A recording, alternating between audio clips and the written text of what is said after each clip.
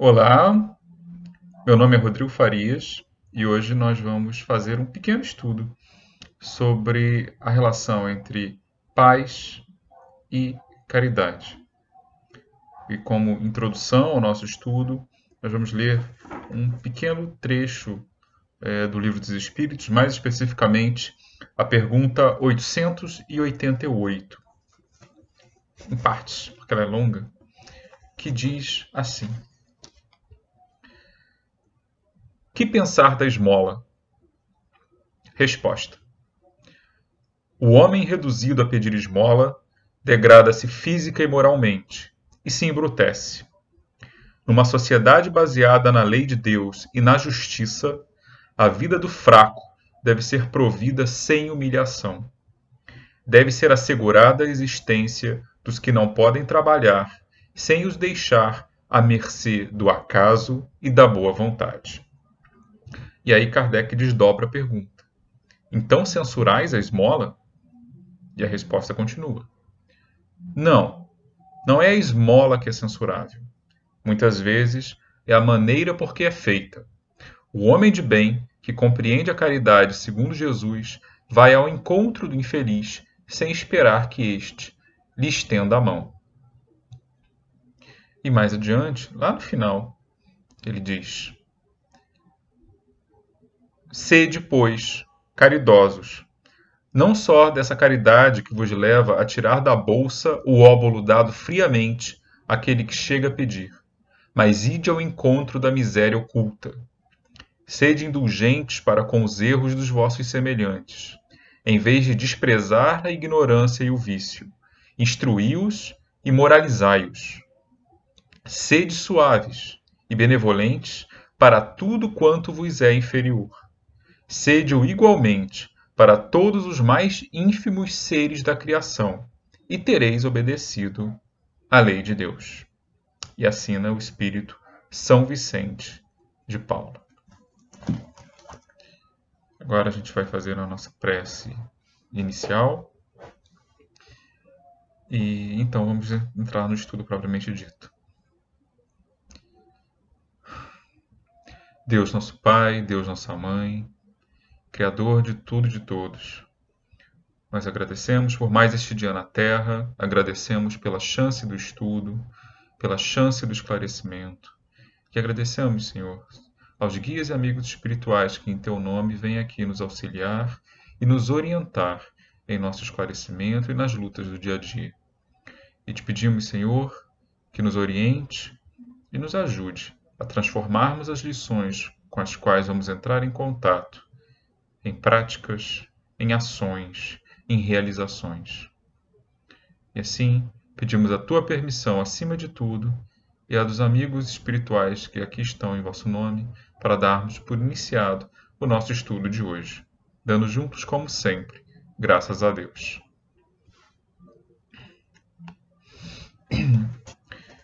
Bom, como o nosso estudo tem a ver com paz, né, a gente logo lembra da parte do Sermão da Montanha, das Bem-aventuranças, em que Jesus diz que serão bem-aventurados os que são brandos e pacíficos. Mas hoje, ao falarmos de paz, nós vamos falar de um aspecto talvez um pouco diferente do senso comum em torno dessa palavra.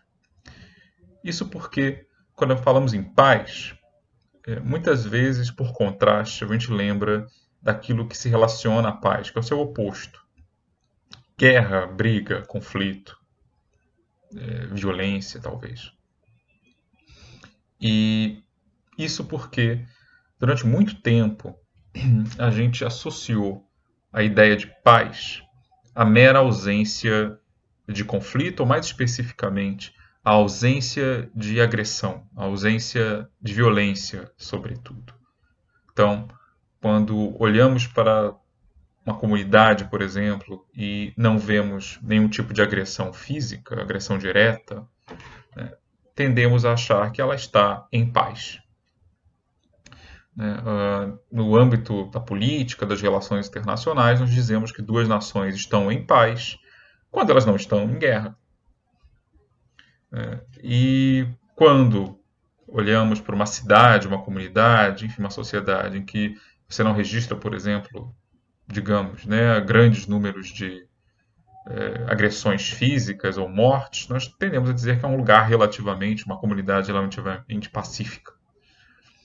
Mas, na verdade, esse significado tradicional de paz, em certas áreas de estudo hoje, nas ciências sociais, ela é considerada insuficiente. Insuficiente por quê?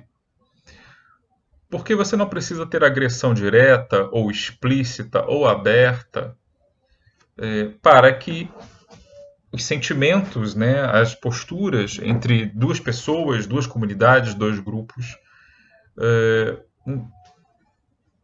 não sejam considerados pacíficos. Por exemplo, né, nós tivemos, durante muito tempo, nas relações internacionais, a chamada Guerra Fria, né, entre duas potências mundiais, Estados Unidos e União Soviética, que não lutavam diretamente entre si, mas lutavam por meio de peões, por influência. Mas não se confrontavam diretamente, felizmente, porque isso implicaria um custo imenso para as duas e para o mundo, de maneira geral, já que ambas tinham armas nucleares, né? Então, quando se fala hoje em paz, numa área de estudo chamada Estudos de Paz e Conflitos, a gente vai além dessa mera ausência de conflito aberto. Porque você pode ter comunidades, situações em que vários indivíduos ou grupos não se agridam diretamente, mas também não se olham com tranquilidade, né? Pode haver uma tensão no ar. E para falar de paz, a gente tem que falar também de um outro conceito que está associado, que é próximo, que também teve seu significado expandido dentro desse tipo de estudo, né, de estudos de paz e conflitos, que é a noção de violência. Já há algumas décadas, desde o final dos anos 60, o fundador, né, dessa área, um sociólogo escandinavo, se não me engano é sueco, Johan Galtung, ele criou uma noção diferente de violência. Ele passou a definir violência em 3 formas. Começou com 2, depois expandiu para 3. Ele fala da violência direta, que é a violência que todo mundo conhece, que envolve agressão física, né? Pessoas usando armas umas contra as outras, ou se batendo fisicamente, né, com todas as outras, que é a noção senso comum da violência, que é a violência direta. Mas ele também fala de um outro tipo de violência que não é menos mortal, que é a violência estrutural, que é quando você tem uma situação em que as pessoas não conseguem atender às suas próprias necessidades mais básicas. Então, por exemplo, se você tem, digamos, uma cidade que tem ali suas relações, etc., e você tem uma parte dessa população, dessa cidade, que está morrendo de fome quando há abundância de alimentos, né? Ou quando essas pessoas estão sofrendo com doenças que são fáceis de evitar e a cujos tratamentos ou curas outros membros da população têm acesso tranquilamente, isso é também, para o Galtung, uma forma de violência. Uma violência indireta, ela é mais impessoal, não tem ninguém indo pessoalmente agredir ninguém. Mas a situação é tal que as necessidades básicas daquelas pessoas não serão atendidas, com tudo que isso representa, inclusive, em última instância, a possível morte dessas pessoas. Isso é a violência estrutural. É uma violência de cunho mais socioeconômico, por exemplo, mas ela não é menos mortal. Ela pode ser altamente devastadora. Você tem, hoje em dia, né, a gente já viu isso, tem registro na história, crises econômicas que podem ser altamente letais. E letais em vários sentidos. Não apenas no sentido das pessoas morrerem, mas também de elas se virem em situações difíceis de degradação, né, de serem prejudicadas tanto fisicamente, a questão de saúde, por exemplo, falta de tratamento, exposição a doenças, falta de alimentação adequada, né, serem expostas a situações insalubres, né? Seja condições de trabalho insalubres, condições sanitárias insalubres, esgoto a céu aberto, etc. Aqui no Brasil isso não é difícil de encontrar, muito pelo contrário.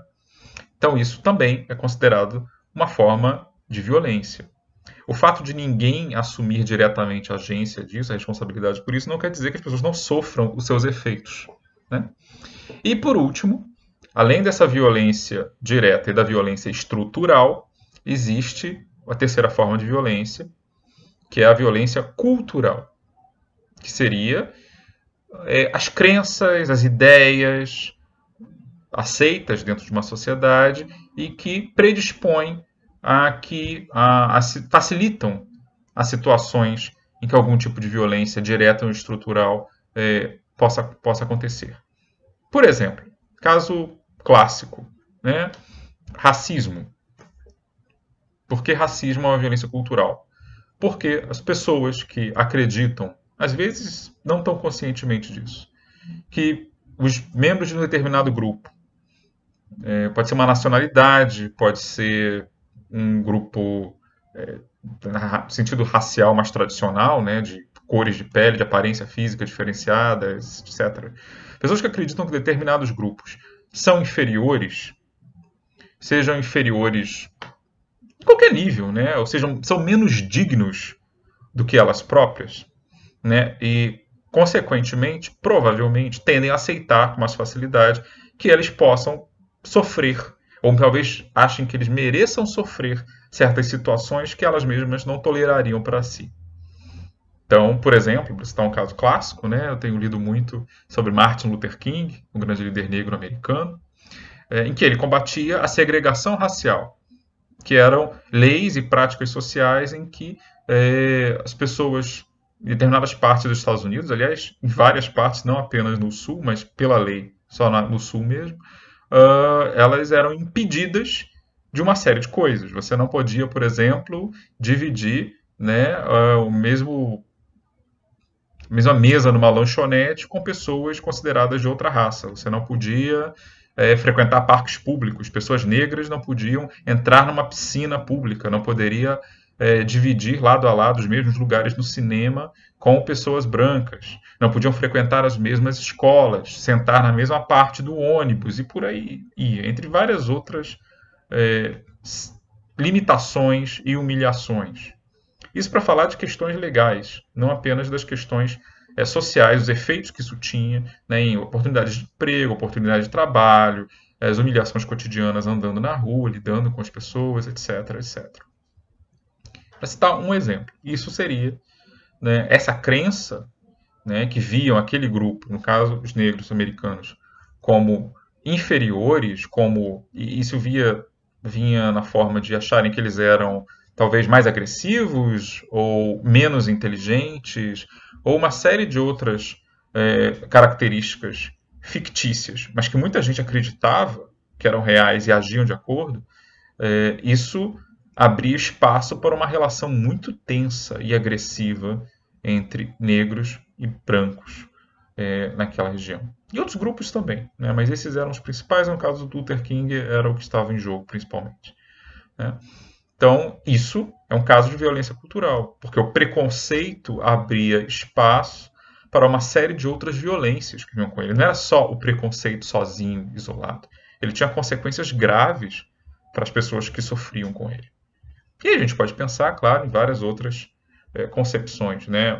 Sexismo, né? O machismo sendo mais comum, né? Preconceitos contra minorias sexuais, xenofobia, né? O preconceito contra pessoas de outros países e nacionalidades, preconceitos contra grupos políticos, contra grupos religiosos, né? E por aí vai, dá para pensar em vários. Tudo isso é, ao dizer do Galton, violência cultural. São ideias equivocadas que nos levam, ou pelo menos a favorecer, ou a não nos incomodarmos, quando não a agirmos nós mesmos, né, com padrões violentos. Né, nos induz a tipos de violência. Isso é a violência cultural. Né? E por causa disso, já que violência tem esses sentidos, ele também fala em tipos diferentes de paz, que seriam duas. A paz negativa, que é simplesmente a ausência de violência direta. Então, não há guerra, não há tiroteio, não há pessoas se agredindo, então a paz negativa, sem violência física. Mas isso não quer dizer que haja paz no sentido mais amplo do termo, né? Porque as pessoas que estão numa situação de paz negativa não necessariamente estão tranquilas e serenas. Não necessariamente estão seguras ou se sentindo seguras. O que nos leva a um outro conceito, que é o de paz positiva, que é aquela situação em que as pessoas envolvidas estão tendo suas necessidades básicas atendidas e, consequentemente, não são levadas ao desespero. E nessa situação da paz positiva, e que envolve apenas necessidades materiais, mas necessidades de reconhecimento, de respeito, os conflitos que aparecem, e sempre aparecem em qualquer sociedade, eles são resolvidos de maneira não violenta. E não violenta no sentido de não incorrerem em qualquer tipo de violência, seja física, que é meio óbvia, né, mas também estrutural ou cultural. É uma situação em que as pessoas não são vítimas de preconceito, uma situação que elas não precisam temer uma agressão física, seja de uma instituição de Estado, como polícia, né, seja de cidadãos privados, né, do seu vizinho. E também, por terem suas necessidades atendidas, não estão sofrendo uma violência estrutural, né? Não tem medo de passar fome, por exemplo, ou de morrer à míngua numa fila de hospital. E o Galton diz que nessa situação, isso sim é paz.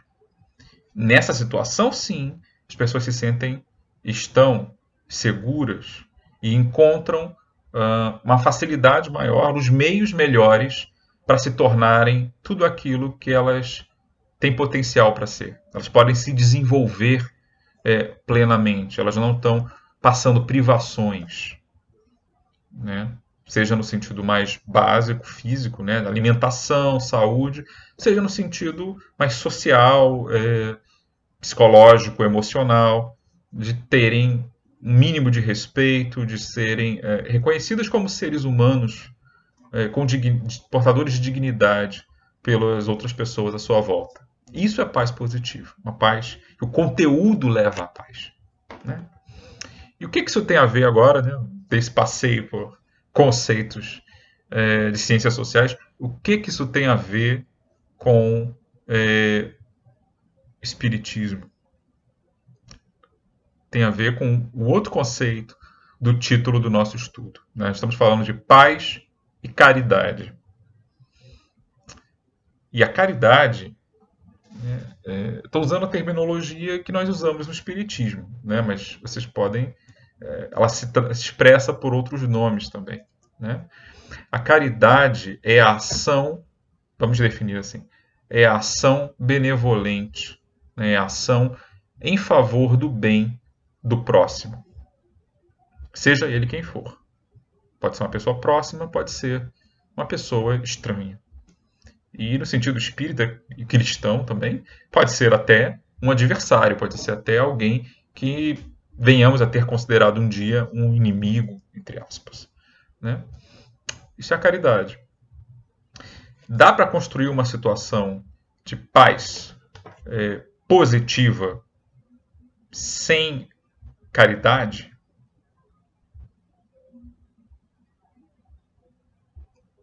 E por caridade, a gente não está falando, né, daquele sentido de senso comum da caridade como esmola, né, a caridade como gesto que você faz sem pensar para uma pessoa assim não se envolve, né, dar alguma coisa para alguém, embora isso tenha sua utilidade em certos contextos. Não, é como diz o Espírito ali, não é a questão de dar ou não esmola, é como se faz. Mas caridade, o Espiritismo também nos ensina isso, no Evangelho segundo o Espiritismo, com a maior detalhamento, a caridade ela também se faz de muitas outras formas, muito além da esmola. A caridade ela começa com o quê? Com o interesse pelo outro. e se traduz então numa ação conforme a situação. A caridade, ela significa, quando você encontra a ignorância, para citar de novo a resposta à pergunta 888, né, dada por São Vicente de Paulo, ela significa instruir o ignorante. E não estou falando de escola apenas. Estou falando muitas vezes de levar um esclarecimento a alguém que está com uma ideia equivocada. A gente falou tanto de preconceito, por exemplo. Martin Luther King, quando organizava suas campanhas não violentas contra a segregação racial nos Estados Unidos, né, ele estava ali tentando, entre outras coisas, não apenas garantir os direitos que, pela letra da lei, né, os negros americanos já deveriam ter, né, mas não tinham na prática. Ele estava também mostrando aquelas pessoas que muitas vezes o confrontavam, que rejeitavam o seu esforço, rejeitavam sua causa, dizendo que ele estava questionando as coisas como elas sempre tinham sido, logo ele deveria ficar quieto, porque aquela era a tradição, aquele era o costume. Né? Ele estava questionando, mostrando para elas que não, isso está errado. Nós somos seres humanos iguais em dignidade a todos vocês. Por que temos que ser tratados de maneira desigual? Por que uns tinham direito a ir às escolas e não podiam sentar ao lado do outro? A simples separação já é um desrespeito. Desrespeito fundado no temor, em ideias erradas, em estereótipos prejudiciais, às vezes seculares, numa série de situações que eram equívocos, eram erros, estavam errados, aquilo era baseado em inverdades, em falsidades que se transmitiam de uma geração para outra. Ele mesmo conta na sua autobiografia como ficou magoadíssimo e descobriu o preconceito quando, aos 6 anos de idade, um amiguinho branco com quem ele brincava, quando o pai ia trabalhar, o garoto disse para ele que não podia mais brincar com ele, e inclusive ser posto numa escola diferente, não mais se vê, porque o pai dele tinha dito que ele não devia brincar com o Martin porque um era branco e ele era negro. O Martin era negro, então não podia ficar brincando com ele. Não era correto. Como assim? Isso é violência cultural se traduzindo numa violência estrutural, porque essa era uma concepção que muita gente tinha ali. O garoto, ou o pai dele, não agrediram o menino Martin Luther King fisicamente. Mas deixaram ali uma marca que ele levou para a vida inteira. É violência também. Jesus já dizia, né? Alertava que violência não era apenas aquele que agredia, né? Mas era também aquele que diz uma palavra ríspida, que dizia raca para o seu irmão. Isso também é violência. Então, qualquer ideia de paz real, concreta, tem que envolver também essa dimensão da violência. Nós não somos violentos só quando nos batemos. Nós somos violentos quando nos insultamos. Nós somos violentos quando procuramos criar situações ou aceitamos situações em que o próximo é posto numa situação em que ele é arbitrariamente limitado em seu potencial, quando ele não pode atender às suas necessidades, quando ele não pode se desenvolver, quando ele é agredido por palavras, rótulos, situações, preconceitos, necessidades econômicas também. Né? Então, quando a gente pensa por esse ângulo, por esse viés, paz se torna uma coisa mais complexa, que exige mais de nós. E exige uma ação, uma postura que ela é em si caritativa, porque vai além de nós. Por quê? Porque nenhuma sociedade pode se considerar plenamente civilizada. Está lá na pergunta 930, eu vou citar especificamente. Tá? É a resposta à pergunta 930. que diz, resumindo, né, a pergunta era assim: mas entre as pessoas que não têm preconceitos ou que os põem de lado, algumas não são impossibilitadas de prover as suas necessidades por força de moléstias ou outras causas, independente da sua vontade? E a resposta é curta. Numa sociedade organizada segundo a lei do Cristo, ninguém deve morrer de fome. Vamos pensar nisso. Ninguém deve morrer de fome numa sociedade organizada segundo a lei do Cristo. Pessoas passam fome na sociedade em que vivemos. Pessoas adoecem por doenças com enfermidades facilmente evitáveis. Pessoas têm sua vida altamente prejudicada por não terem acesso a tratamento médico adequado. Pessoas são impedidas de atender às suas várias necessidades de reconhecimento, respeito, carinho até, por conta de alguma característica que elas tenham, né, orientação sexual, grupo étnico, sexo, gênero, tantas outras questões. Sim. Então elas são, de certa forma, vítimas de violência. Qualquer sociedade, se nós quisermos, então, em nossa sociedade, criar uma paz real, elas precisam deixar de serem violentadas. Precisamos criar algum tipo de arranjo em que elas possam participar dessa paz. Porque qualquer paz que envolva apenas alguns e não todos, não é paz real. É, no máximo, uma paz negativa. Porque na ausência de uma paz positiva, na ausência de uma sociedade realmente fraterna, organizada segundo os princípios do Cristo, ninguém vai estar 100% seguro.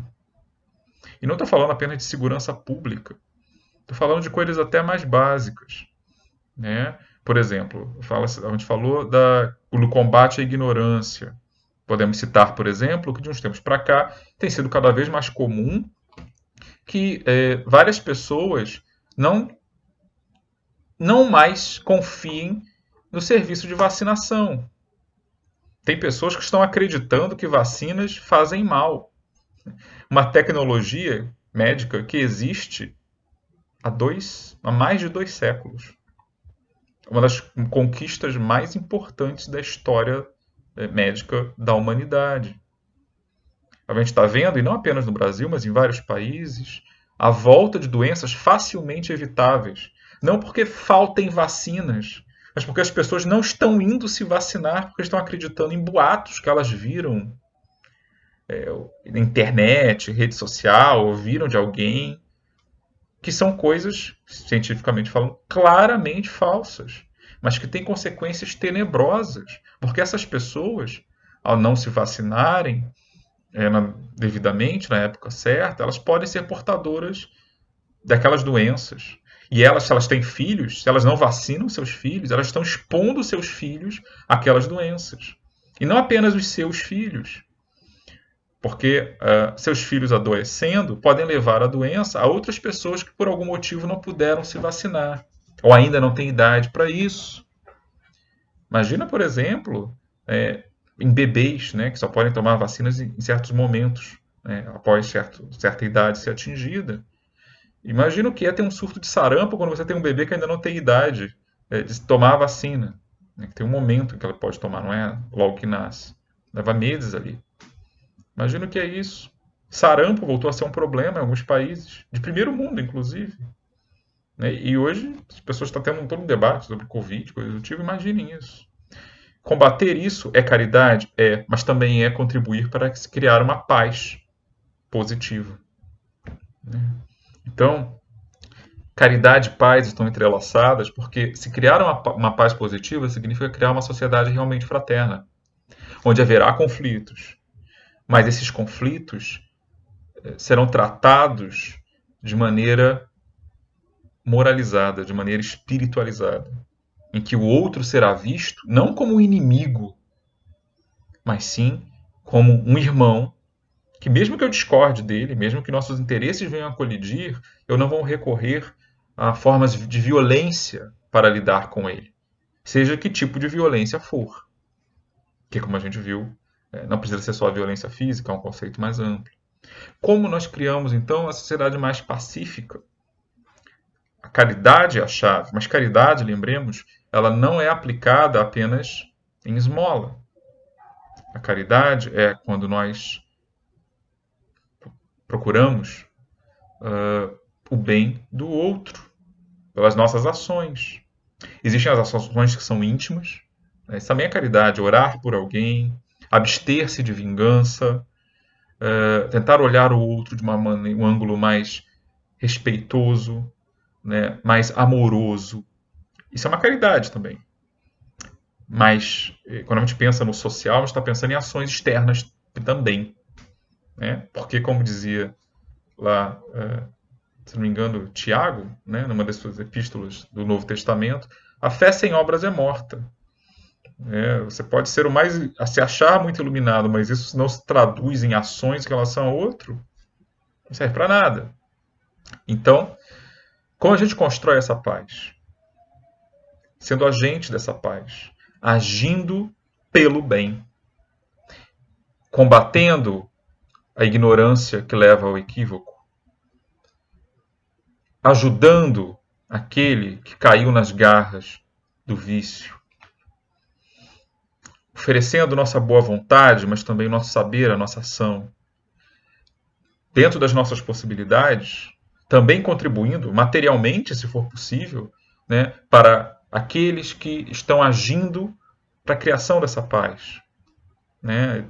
Pode ser a casa espírita, que tem suas obras assistenciais, pode ser uma organização não governamental que milita por uma causa que nós julguemos necessária. Né? Tem educação, meio ambiente, direitos civis, tem várias. Né? Quando a gente, de alguma maneira, procura participar em sociedade para defender aquilo que julgamos que é bom para o coletivo, para o grupo, não apenas para nós, mas para nós também e também do grupo, da população que nós vivemos. Tem quem vai procurar isso profissionalmente, o pessoal que trabalha, por exemplo, com saúde, o pessoal que trabalha com educação, com assistência social. Tem aqueles que vão lutar por isso no campo da política, da legislação, das ações de governo, das políticas públicas. Também é válido. Né? Mas o importante é a gente entender que são ações que nós podemos chamar de caridade, né, que é uma imagem mais religiosa, mas elas também podem ser vistas como construtoras da paz. Mas de uma paz que é para todos, uma paz real, uma paz que cria raízes. Não é a paz daquele que não se preocupa, por exemplo, com criminalidade porque consegue contratar guarda-costas e se isola no seu condomínio. Não é a paz que não se preocupa com a saúde na sociedade porque tem condição de pagar um bom plano de saúde. Porque nós todos, mesmo que a gente pense que está se isolando, nós vivemos em sociedade. Então, não haverá paz verdadeira enquanto uma parte substancial da população, ou mesmo que fosse uma pessoa só, estiver sofrendo violência. E há muita violência, nesse sentido mais amplo, ao nosso redor. Porque o simples fato de alguém que tenha recursos financeiros precisar pensar em guarda-costas, ou precisar gastar em serviços que deveriam ser disponibilizados para todos, isso já pode ser visto como sinal de que há violência ali. Porque muitos precisam e não vão ter. Porque não está disponível para todo mundo. Estou falando de coisas básicas. Não estou falando de supérfluos, estou falando de básico. Então falta paz positiva. E hoje, como a gente vê, não estamos mais tendo nem a negativa, né? Pelo menos aqui no Brasil, estamos tendo sérios problemas com isso. Então, a caridade, ela ajuda a construir a paz. E por isso, ao pensar na caridade, essa é a proposta, né? Não pensemos apenas na caridade no campo apenas da ação micro. Pensemos também no nosso papel no todo. né?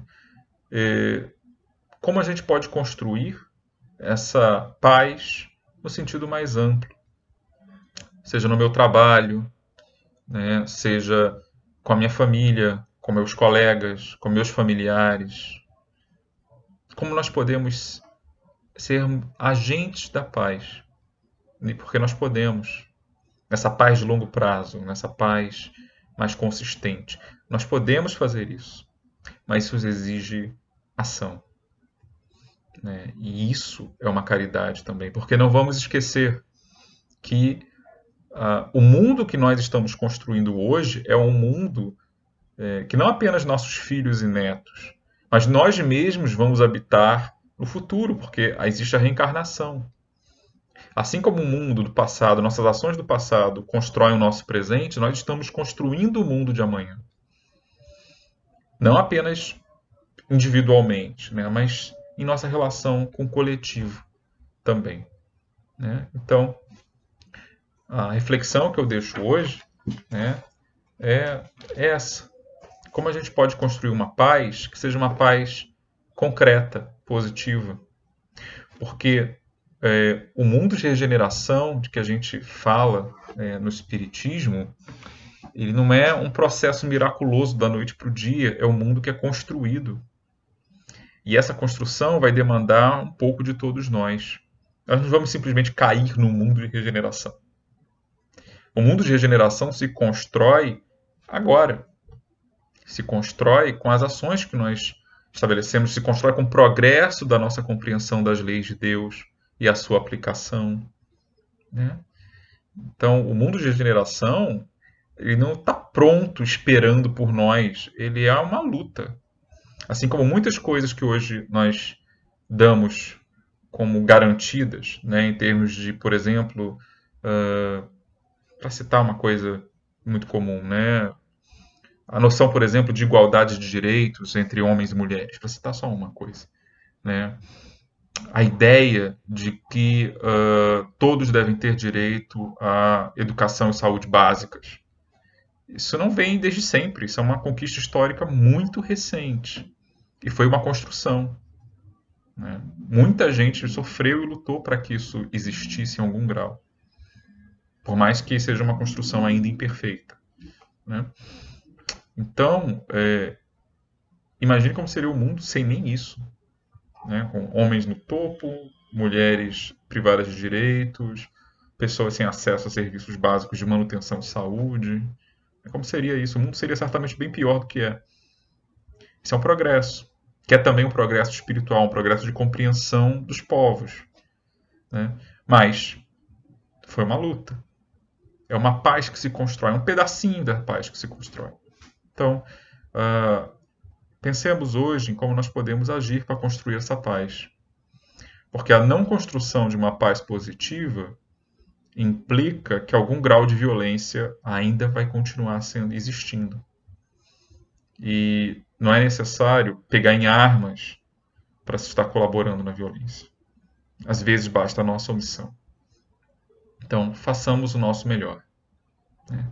E que Deus nos abençoe. Muita paz para todos.